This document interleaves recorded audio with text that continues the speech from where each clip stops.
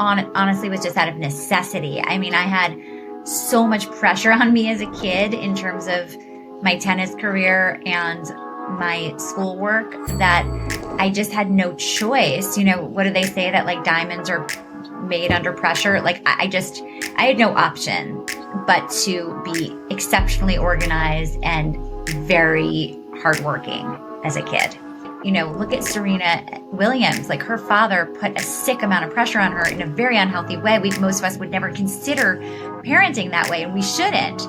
But you can ask yourself, like, would Andre Agassi become Andre Agassi? Would Serena Williams become Serena Williams without that pressure? At the end of the day, I think my mom had an unhealthy relationship to me and was very much enmeshed in my success. And my success was her success. So if I won, it was like she won. Partially because of that, I try really hard to not have that relationship with my kids. All right. Welcome, everyone, to another episode of the Jake Dunlap Show. We are very excited that you joined us. If you haven't tuned in, this is the show where we talk to celebrities, thought, and industry leaders to really discover their journey to success. I am super excited that you're joining us. This show is like no other. I can promise you that. You might laugh, you might cry, but you will definitely leave inspired and gain a whole new level of insight into those people that you follow, love, and admire. All right, welcome everyone to another episode of the Jake Dunlap Show. I am very excited. Today's guest is a woman obsessed with providing financial independence for everyone. She's a five-time national best-selling author, keynote speaker who inspires her listeners to thrive and grow, co-host of her own podcast, which we'll link to, and I want you to check it out. She's literally been on like 400 TV shows. Like, you name it, you've seen her. Good Morning America, Today Show. She's been in the Wall Street Journal, New York Times, worked with some of the biggest names in business, Google, Target, General Mills, etc. Everyone, please join me in welcoming founder and CEO of Park Place Payments and proud mother of three, Samantha Ettus. Sam, thank you for joining us. Thank you so much for having me, Jake. It's so fun to be here. Yeah. I'm taking you on the road with me. hey, we come prepared here. So no, it's great. And I'm excited to dive in there. You know, your experience and, kind of story, I think, is going to be a very, interesting and inspirational one for a lot of folks. And so, as many of you know, we start off on the show, we tell the stories of, the things that shaped us when we were growing up and throughout life that helped to make us the expert and the people that we are today. So we're going to go back in time, Sam. We're going to go back to New York. And so we'll start at the very beginning. So you were born and raised in New York City. And I've had a few other guests who also have a little bit of that as well, too. And so what was that like? So what was it like for you? And this is like mid-70s, basically, mid-70s, late 70s, growing up in New York. So tell me a little bit, like, what was that experience like for you? So I grew up on the 26th floor of an apartment building in New York, and I call myself indoorsy. So I really like being inside a lot, much to my family's chagrin. So I hike now too, because now I live in LA, so I have no choice. But I love Manhattan, and I feel most at home there than any other place in the world, I would say. And so you're growing up in the city. What part of the city? On the Upper East Side. Okay. So we walked everywhere. I think, I would say that one of the best things about growing up in New York City is that, you walk out your door and you immediately have a zillion unexpected interactions. And I think in a lot of other places in the world, you have to really seek out social interaction. And there's something really nice and magical about the fact that you just have those interactions, whether you invite them or not. And is that why you were more of an indoor kid? Is it like, was it too much? Or like, when you think about like your early years, let's call it pre-high school or early on, like what are some of like your memories or some like early, kind of events that you kind of look back at that, really stand out, whether it was, talking to your family or, again, some of these encounters, as you were a young child? I would say that I'm definitely not indoorsy because I don't want to be around people. I always want to be around people. I'm like an off the charts extrovert. So I just mean I'm indoorsy because I don't like bugs and I don't like camping. Oh, okay. Well, I'm good. I'm good with that Indoors. too.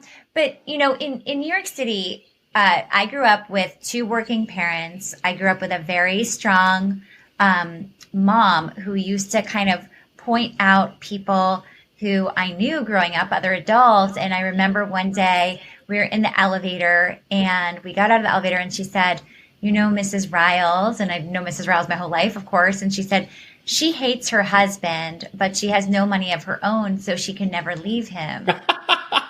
So never. How old are you when this happens? Like, do you remember? I was like 9 years old or 8 years old. So, it was kind of a crass way of delivering the message, but actually I really appreciate it now because, I think it's so important that we raise financially independent children so that they have the choices to live the life they want. And I've always been, passionate about equal rights, and I think that started from my parents growing up. And, we grew up in a home where everyone had dinner together every night. My brother and my parents owned a company together, so they really had a lot of flexibility. They were entrepreneurs, and I'm sure that impacted me seeing their life, and that was our life. And then, I was a competitive tennis player growing up. So starting at about age 8 or 9, I started playing competitively. So that really defined my childhood after that. Tennis Yeah. became all consuming. Well, yeah, I guess having a job, it really was like having a job. Right. I didn't really have a childhood. I had a job. I was, sitting in school worried about winning my tennis match or tennis tournament that weekend more than I was concerned about a social interaction that had happened or, my homework. Yeah. And then you've got a pretty interesting story too. I don't know if, it's very, unique. You actually went to the same exact school, the Dalton School, from age 3 to 18. And so, I think that's a much, it's a very unique experience. And so, as you're growing up in the city, your mom's teaching you some of these things. What was that experience like? I'm sure some of these like same classmates growing up with for forever for some of them. And, what was it like? And, going to a school where, again, like, your experience is like that group probably for a long time. Hearing you describe it that way, Jake, makes me feel really bad for my own kids that they don't have an experience that's anything like that. So many schools. Well, hey, maybe you can go back to New York. They can, I'm sure, Well, now it's too late. They're 15, 14, and 11, but they've been to so many schools, and it was such an incredible thing to be able to go to the same school for 15 years. And I am still incredibly close with my childhood friends, and I'm sure that's a lot of why, right? I grew up in my apartment building. I had a friend who was 2 floors above me, and our parents had met in Lamaze class, and we're still friends today. So, we were friends since the womb, and then she went to Dalton with me. I have a bunch of other friends from Dalton who I'm still incredibly close with, and I think that I just feel an intense connection with everyone that went to school with us growing up because we were such a small class. Even our graduating class was 97 kids, but we'd all been together for so long. So there is an incredible connection. And I would say about Dalton, at the time, it was very much a school that, it was, it was in Annie Hall, right? So it's a famous school, but it was when I was there, at least, incredibly artistic. So a very large number of my classmates ended up in the arts. It was a school that I just ended up reading a dystopian novel with my daughter because she was reading it for school, and it was something that I could do with her that she said yes to, and she's 15, and I'll take anything I can get, even if it means reading a dystopian novel. So I read this novel with her, and one of the things she found unbelievable about the school that they described was that the number one thing you were judged on was your artwork. And actually, that is Dalton when I went there. It was like it was much more important to be a good artist than to be a straight A student. Interesting. Yeah. So let's talk a little bit about that. So again, it's a school of, your class is 96 at the end. and you're kind of going through this, you're growing up in the city. It sounds like, again, very early you get into tennis. And so what was, kind of the high school years like for you? It's against a group of people you're probably very familiar with. And, what are some of like the experiences? And as you mentioned, you played tennis and you went on to play tennis later as well too. What are some of the kind of like big memories, or again, like there's a great story about your mom and like that experience. And I think it's so interesting how those little things stick. And I've got a 3 and a 7-year-old, so I've got some time before then. But I can imagine, just thinking through how we parent and how we think about these things now, and like the imprint that those decisions make. And when you think about high school, what were some of like your big learnings or takeaways that you had then? Well, I had a very unusual high school experience because I really missed out on most social things. So when there were parties on the weekend, I could really never go to them. I was always traveling to play tournaments. Every day after school, I was able to get permission from Dalton to have a special schedule where I got out of school by 1 p.m. every day, and I had all my classes condensed to earlier in the day so that I could travel to Long Island after school every day, drive an hour away to play tennis. So I really was I remember there was a boy I really had a huge crush on, and he asked me out 3 times and I could never go. And then that was the end of it, because I just never had a normal teen experience. In fact, I'd never had a boyfriend when I got to college. I'd never drank a beer when I got to college. I was very, innocent. And, that was, I was just always very focused on, I had like 5 close friends, I had my tennis, and I had my schoolwork and my family, and that was pretty much it. And ironically, it was the way I organized my life. I had to be super organized, and the way I organized my life then is the same organizational structure I use when helping people manage their professional and personal lives, which was the focus of my last book. It was the exact same structure. So I would lie in bed at night and I would think, okay, how are things with, my family? How are things with tennis? How are things with schoolwork? How are things with boys? And that was it. And I'd go to sleep. So that is my focus on work-life management, and helping women manage their lives has always been on this method of 7 slices, that we all have 7 slices, which are our family, our health, our careers, our hobbies, our community, our friends, and our relationship. And every single activity you have is organized into one of those slices. And it's a really great way to structure your life and make it more manageable and less stressful. Where do you think you learned that from? When you kind of look back, like, obviously it sounds like there was a little bit of like a forcing function, with all of these things happening. But, is this, something you learned from your parents, from school? Like where do you think it comes from, this ability to kind of like really clearly see these kind of core components of our lives? And at this time it was your life, right? And you were, not even 18 at the time. Like, where do you think that comes from? I would love to say it just, came from some wonderful lesson I learned, but it honestly was just out of necessity. I had so much pressure on me as a kid in terms of my tennis career and my schoolwork that I just had no choice. What do they say, that like diamonds are made under pressure? Like I had no option but to be exceptionally organized and very hardworking as a kid. So. And was it pressure? Was this like pressure from yourself? Like, is this, again, because tennis I know can be a very consuming, and then plus, like you said, you're driving an hour out to Long Island. It's not even in the city. Like, what was the drive behind that? What was the drive behind the tennis and like that ability to want, have that type of schedule? Well, first of all, I was definitely one of those pressured kids. Like my mom put a ton of unhealthy pressure on me as a child. So I would say that my parents made a lot of mistakes. The one thing that they did incredibly well was they made me feel awesome about myself. And it's funny because when I've interviewed different luminaries, like the one thing a lot of them have in common is they had parents who made them believe that they could be anything.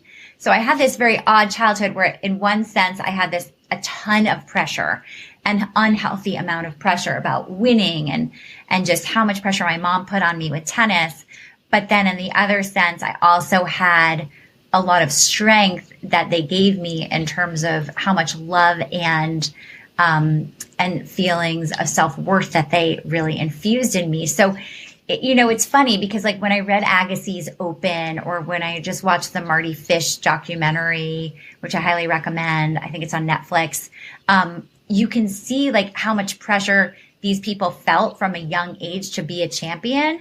And it's arguable that like, look at Serena Williams, like her father put a sick amount of pressure on her in a very unhealthy way. Most of us would never consider parenting that way, and we shouldn't. But you can ask yourself, like, would Andre Agassi become Andre Agassi? Would Serena Williams become Serena Williams without that pressure? So I'm really conflicted about it, but it was definitely not, the childhood I'm giving my kids. I kind of err in the opposite direction, perhaps too much. Glennon Doyle calls it pendulum parenting. And I think that I'm definitely a victim of that. Yeah. And for her, was it like, what do you feel like was like her reasoning? Is it like a better life, or what like, where do you think as you kind of reflect back, like, where do you think it came from? Is this the Dr. Jake Dunlap Show?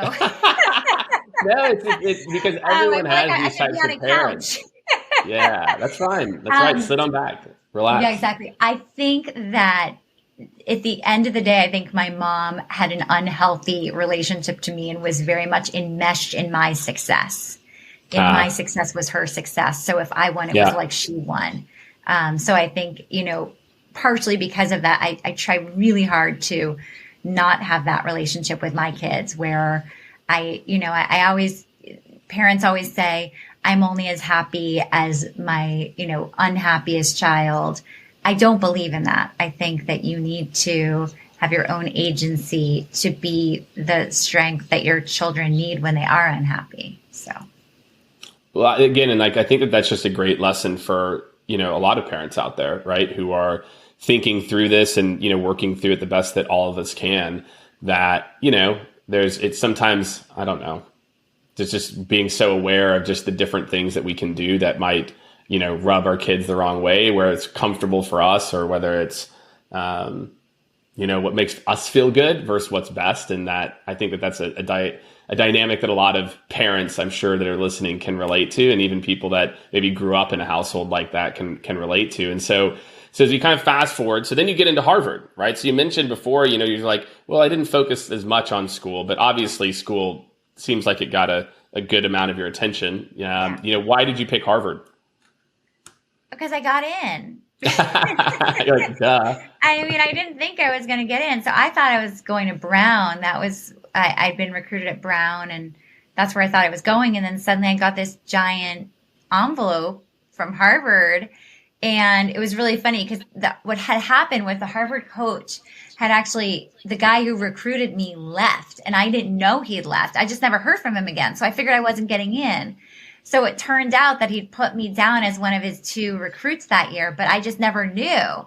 So when I got the envelope, I was like, oh my goodness, I'm going here, So there was a brand new coach when I arrived, but I just decided, the goal for me was to use tennis to get into the best school I could get into.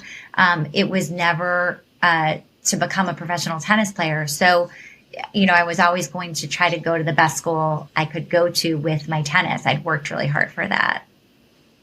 Yeah. And so what was Harvard like for you? Like, what was that experience like? What are some things that stand out from those years?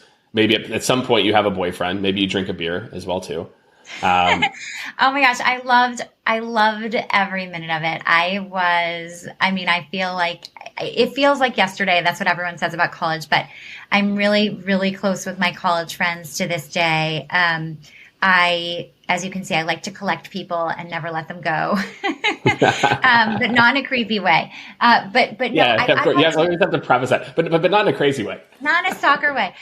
Listen, I was so lucky to be there. I was very aware that every person there had something special about them, right? So if they weren't an athlete, they had, discovered some cancer gene in high school, or campaigned for some candidate, or, were a blind chess player. Everyone had something.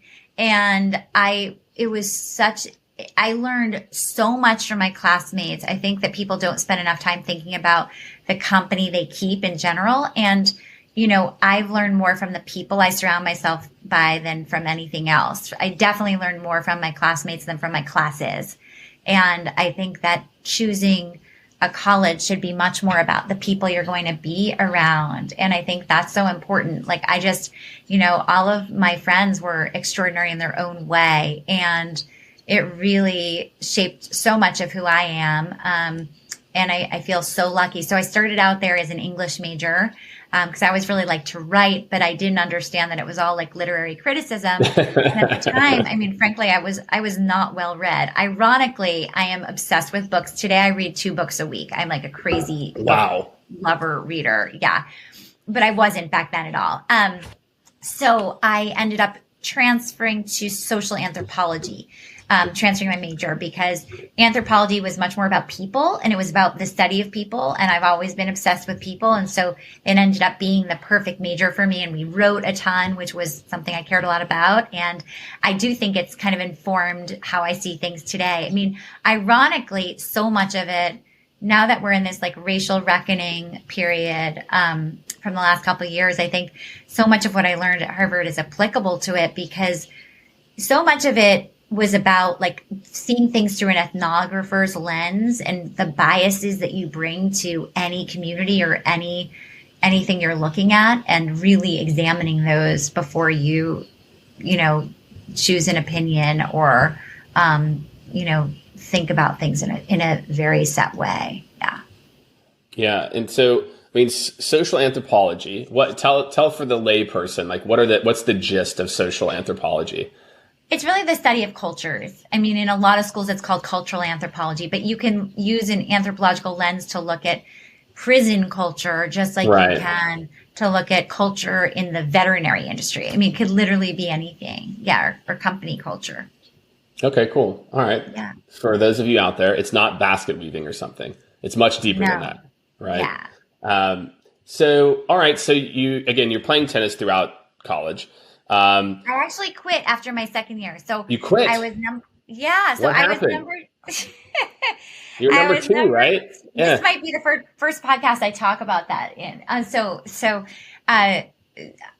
I was number 2 singles and number 2 doubles. I was a huge part of the team, and I was also miserable.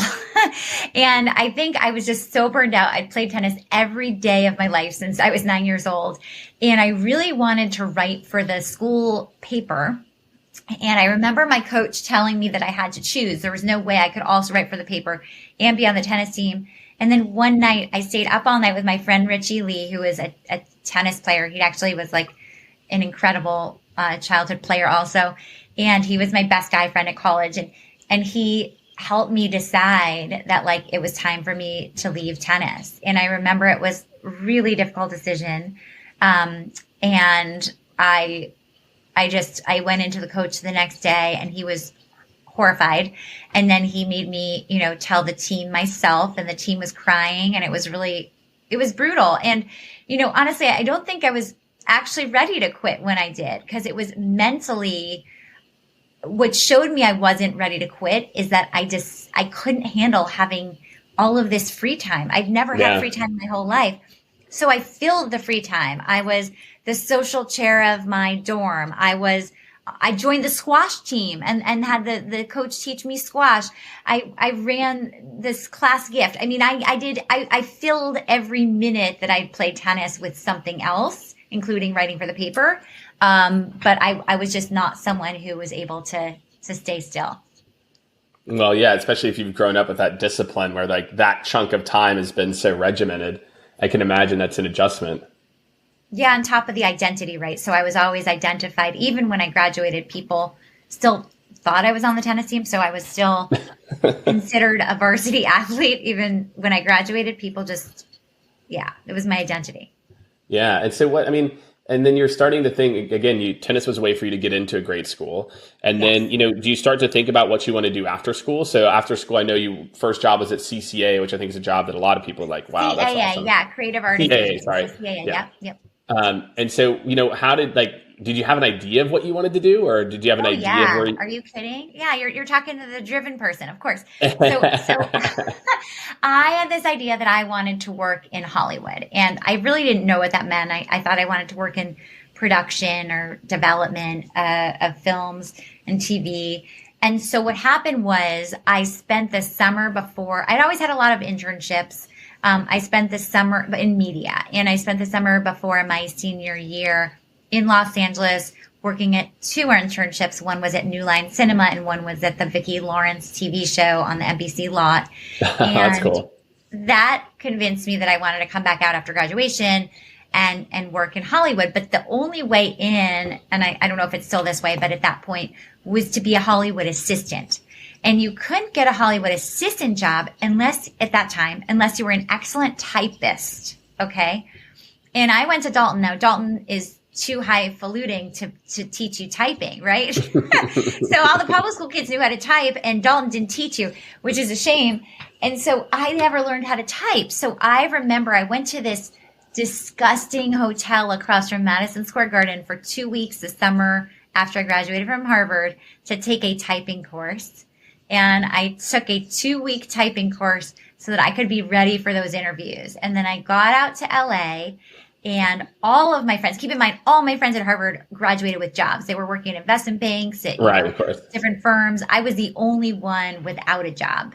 And I knew I couldn't get a job in LA until I arrived in LA. So I arrived in LA, and I went to this temp agency who planted people in assistant jobs. And the guy's name was Jules. He looked like he sounds, and Jules saw my resume and he thought he struck gold. He's like, wait, you went to Harvard? And I'm like, yeah.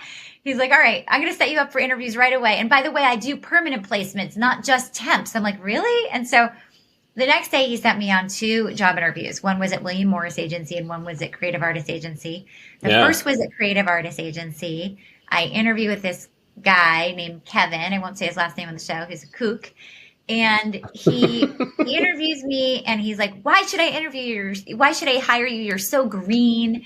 And then his last question in the interview was, do you cry easily?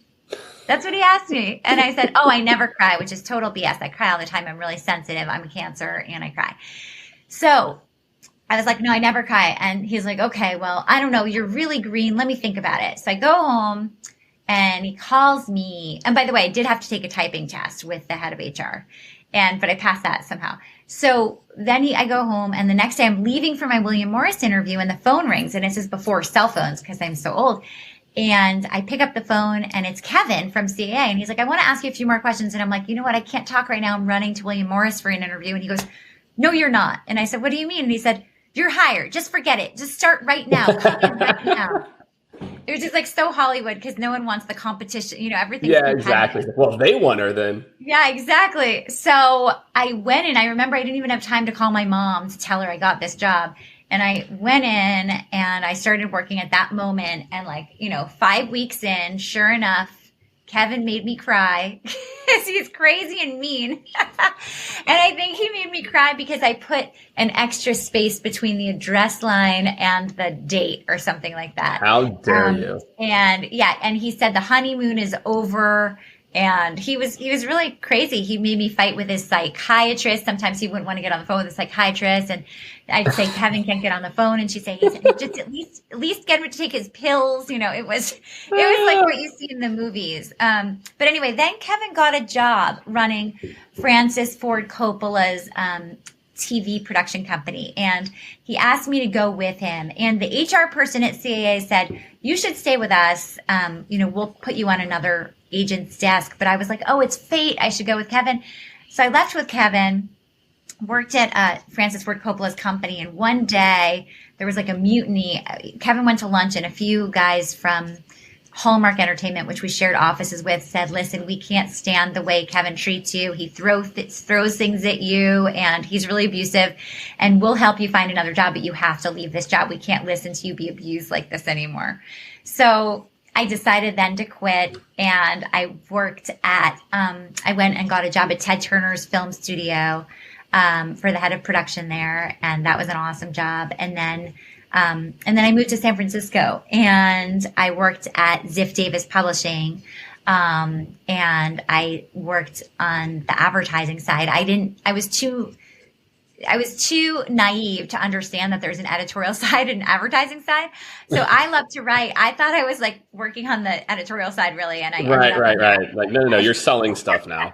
Yeah, exactly. So yeah. And then you go back to Blue's Clues, right? Your original Blue's Clueser. Yeah, I really miss being on the creative side of the industry. So I remember I moved back to New York and I looked in the New York Times classified section. There was an advertisement for a job at Nickelodeon. And so I sent my resume in, and that's how I ended up working at Blue's Clues. So that's cool. What brought you back to New York? What made you want to come back? My boyfriend actually my fiance at the time, he had gone to Stanford Business School, which is why I moved to San Francisco. And then he said, next move is yours. And I said, I wanted to move back to New York. So that was it. Got it. So you go back and then you make the decision to go back and get your MBA, right? It's like, right. That's like one of the next moves. What was that driver? That you're like, hey, you've got a career that's growing. You're getting these, kind of advancing roles. What made you want to go back and get your MBA? I think it was like the umpteenth meeting at Nickelodeon about whether a character should be animated as a frog or a chicken. And I was like, you know what? I can't do this anymore. I'm going crazy. Right. And so I was like, this is just not for me. And so I applied to business school, and then I got in without the athletics supporting me. It was very exciting. Yeah, that's awesome. I was like, they want me even without my athletic skills. So I just ended up at HBS, and then everything is kind of history from there. And then, when I graduated, I was at that time the only entrepreneur in my class, and I started a personal branding firm. And now there's in 2001 for everybody. Yeah. Just so you know, personal, this is before, the idea of there's no face. Well, I guess is Facebook like there? No, there was no Facebook. No Are you kidding? There was no Facebook. No social media. There was no social media, and no one knew what a personal brand was. And, it's good to be an early adapter. It's not good to be like a pre-early adapter, which is what I was like. Were you the first? I mean, like the notes I have is like you were like the first ever personal like branding firm. It was the first ever, and it was before anyone knew what a personal brand was. And it quickly morphed into more of a PR firm, because no one at that time was willing to pay for personal branding, but they would pay for PR. And so, what I did was I hired this guy to run the PR part of it, and then I did all the branding. So I would do the board involvements and the speeches and the speaking engagements, and then his team would do the press. And so we had a lot of great clients. We had a famous chef, and we had CEOs, and we had Olympic athletes. We had really interesting people we represented. And it was great. And then along the way, I came up with this idea for a book series called The Expert's Guide to 100 Things Everyone Should Know How to Do.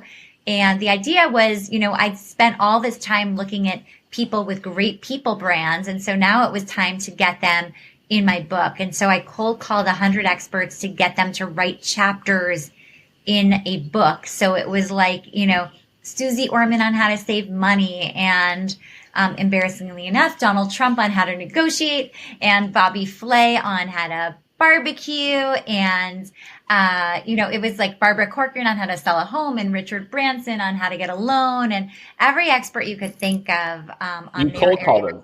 Like these weren't like warm people. You were like reaching out.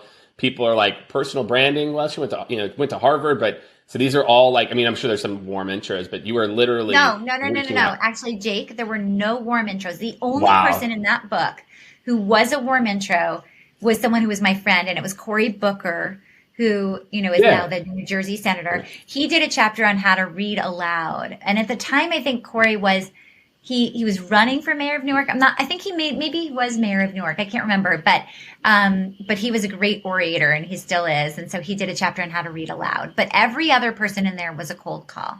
Yeah. I love that. What was that journey? That is, again, for a lot of people, hopefully listening, like what, obviously, and plus 100, right? You could have picked like 25 or 50, right? that might, but instead it's 100. Like, what gave you that drive to know, like, I'm going to do this? The names you're dropping too. These are the top of the top people. Yeah. I mean, first of all, I will say one of the benefits I had was timing, right? Because now everyone is kind of accessible in a certain way through social media. Then I had to be super creative to find these people's email address. So I'll give you an example. I remember Susie Orman. I couldn't find her email address anywhere. She was really hard to find. And so what I did is I went to her web developer and I called her web developer and said that I'd received a message from Susie's assistant, but lost the number. And could web developer give I love me the it. number? I love it.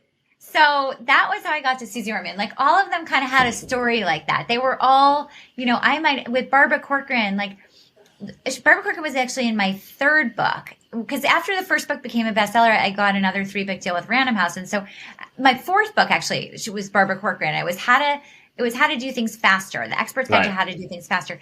And Barbara wrote a chapter on how to sell your home faster. It was my favorite chapter in the book, actually. And what happened was I was able to send her a copy of my first book and say, you should be in this book.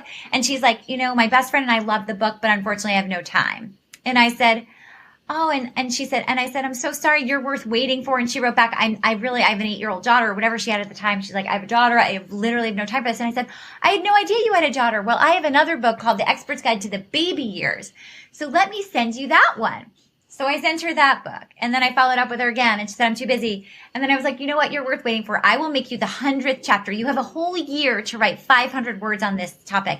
And finally she wrote back, like, I'm so sick of you. I'm just going to say yes. And then she hosted my book party. And when she introduced me, she said, this is the pushiest person I've ever met besides myself.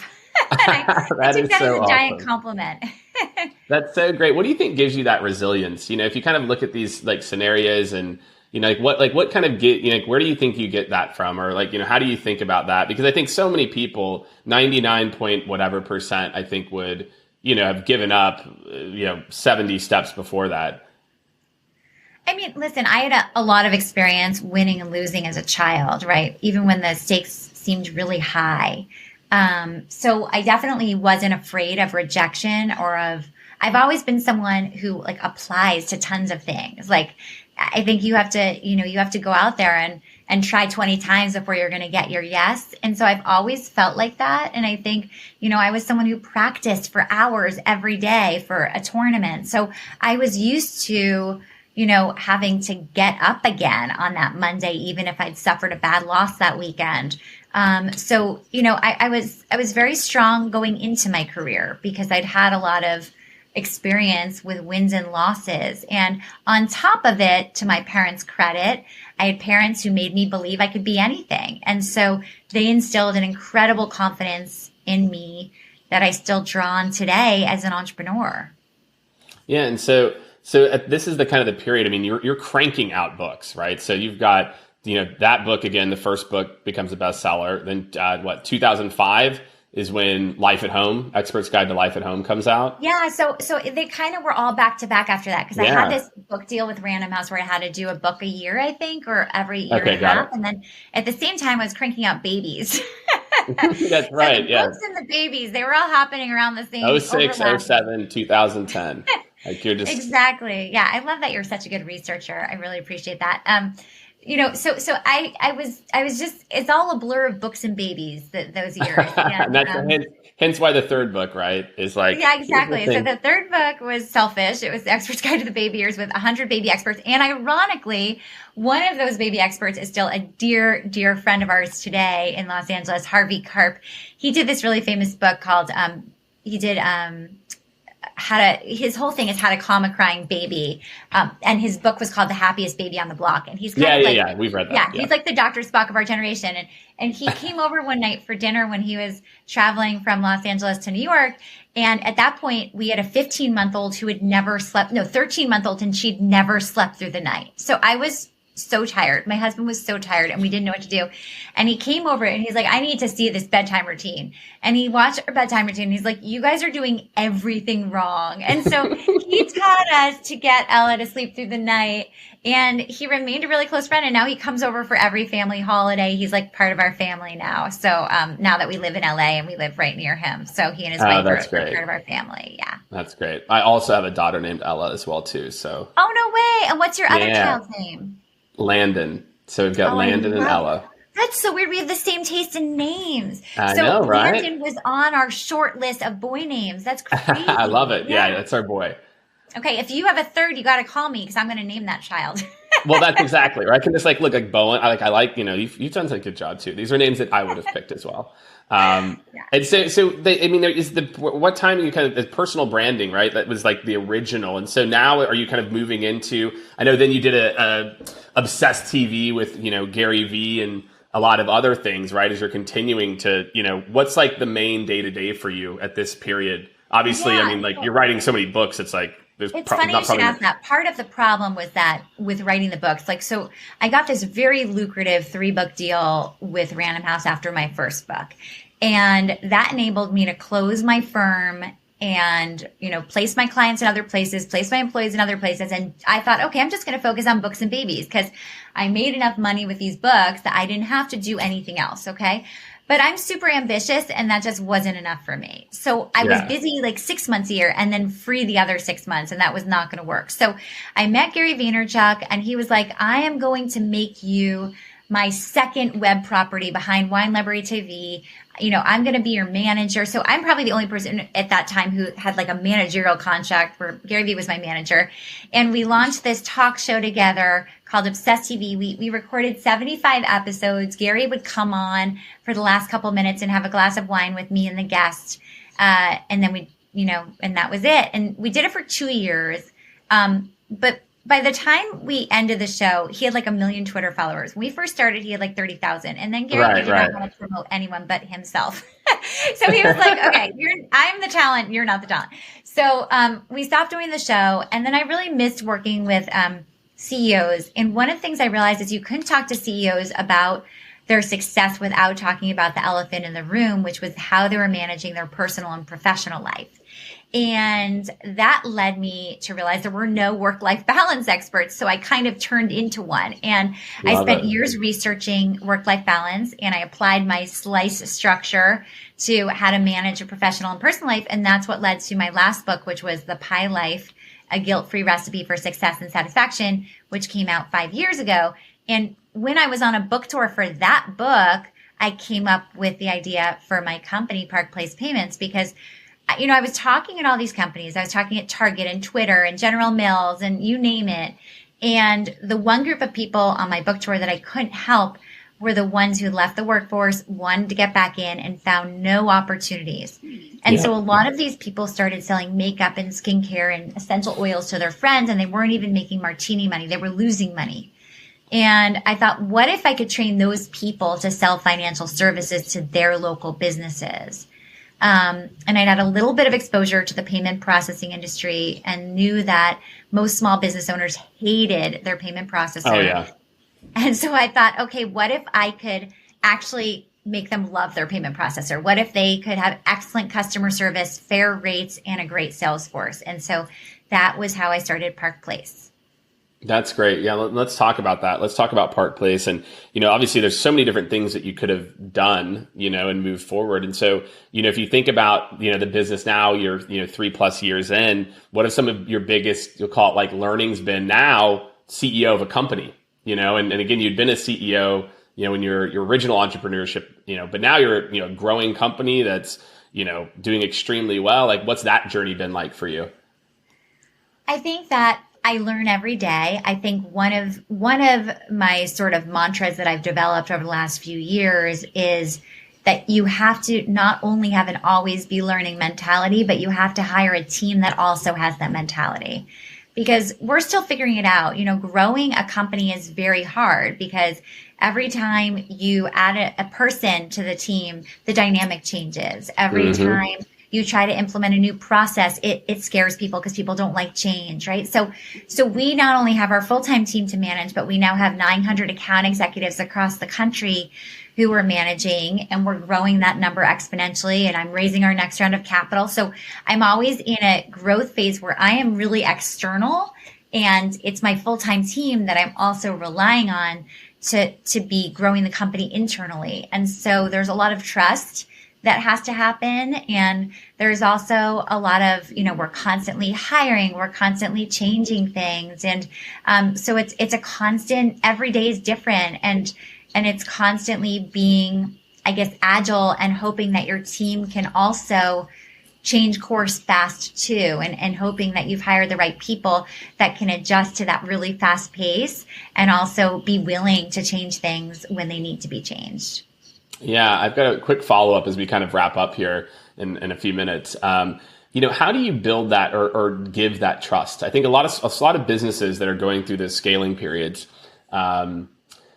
it can be difficult. It's your baby, it's your thing. Like it's your, to kind of let go and be okay with failure. And so what do you, be okay with failure or just things not getting done the way that you would necessarily have done it? What do you feel like for you has been kind of your biggest learning there? Or maybe that's your default. And, what do you feel like, kind of your mantra around, developing that type of team? Well, listen, I make mistakes every day and I try to learn from them, and I try not to be defensive when people give me feedback, and I try to get better every day as a manager. I'm a big believer in knowing what your weaknesses are. So I know that, what I can deliver to the company is best used when I am out and about, when I am doing speaking, when I'm doing press, when I'm doing podcasts like yours, when I am, motivating people, when I am helping recruit our account executives to join us, when I'm out there building business partnerships. That's my highest value to the team, right? I am delivering less value when I'm in the day-to-day operations, internally, managing people. There's a lot of people who are better at that than I am. So I've tried as we grow to place myself where my strengths are, and then also to help identify where people on our team are strong and weak, and make sure that they're in a position where they can be successful.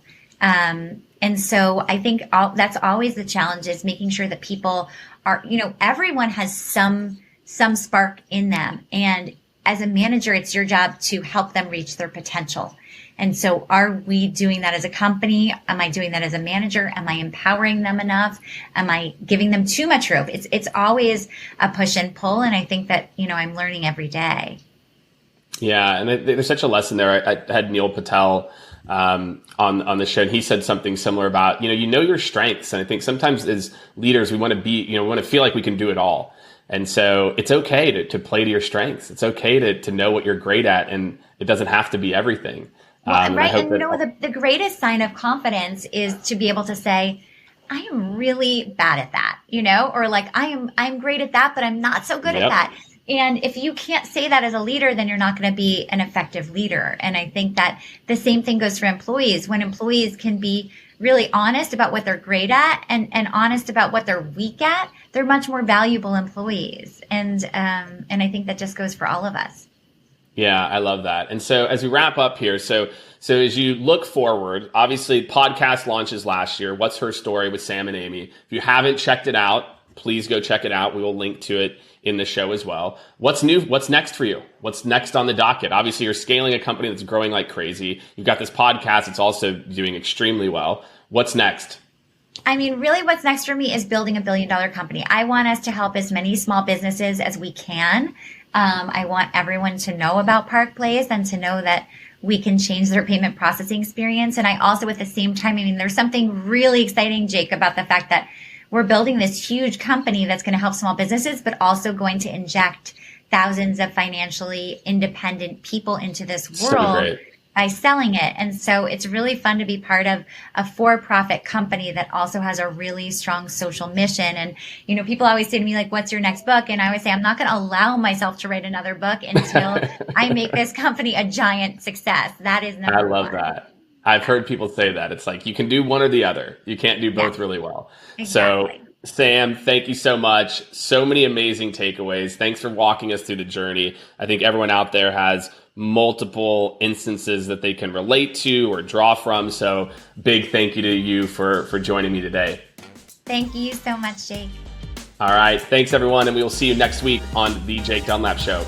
All right. Thank you so much, everyone, for tuning in to another extremely fun and interesting episode. I thought it was fun and interesting, so I hope you did too, of the Jake Dunlap Show.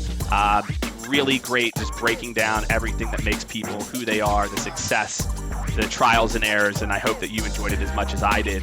Make sure to subscribe on your favorite platform, and make sure, more than anything, to go over to jakedunlap.com.